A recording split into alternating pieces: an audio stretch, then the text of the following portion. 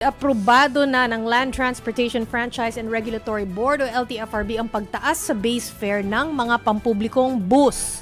Simula sa Sabado, piso ang dagdag sa base fare habang 30 sentimos naman sa kada dagdag na kilometro. May dagdag na 35 centavos din sa kada dagdag na kilometro ng air-conditioned, deluxe at super deluxe na provincial buses. Habang 45 centavos naman para sa luxury na provincial buses. Asahan na daw ito ng mga kapatid nating commuter, lalo na ang mga babiyahe papuntang probinsya sa paparating na Semana Santa.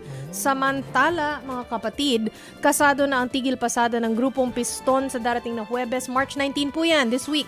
Panawagan nila sa gobyerno, ibasura na ang oil deregulation law at dagdag na 5 piso sa minimum na pamasahe sa jeep. I wonder kung ganun pa rin kadami yung babiyahe palabas ng Metro Manila sa Holy Week. Ako hindi. Kasi tayo talaga dito Hindi, talaga dito tayo. na lang talaga Ini-enjoy tayo. talaga natin yung walang Oo. traffic na Metro Manila pag Holy Week eh. But I wonder kung ganun pa din kadami or baka bumaba dahil nga yung presyo ng petrolyo medyo mahal. Di ba? So baka mamaya yung iba na instead na mag-staycation, yung mga mahilig magpunta sa mga beach sa Batangas and all, baka magdalawang isip kasi mas lalaki yung gastos nila. Unless hybrid sila, may pera sila pambili ng hybrid na kotse. May pera rin sila lumabas. Yeah. 1,000 lang, LU. O kaya malamang magbubus yung iba. Di ba? Hindi na magdadala ng sasakyan. Although merong dagdag tandaan. presyo. Pero mas Oo.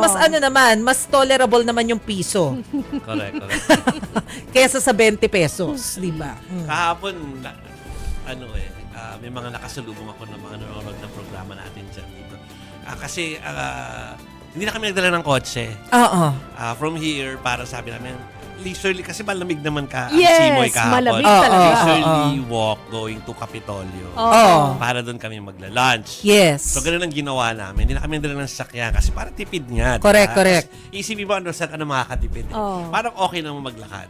Okay naman. Sa ngayon. Oo. Sa ngayon, lalo na kung yung lugar mo meron talagang lakaran. Ang tawag doon, Walkable. bangketa. Yes. Oo. Yung sidewalk. May sidewalk talaga. Tapos, yun nga, yung weather should be cooperative Oo. naman. Kung sobrang init naman, of course, you can use payong or mag-sunscreen, yung mga nag-aalaga ng skin nila. Oo. Pero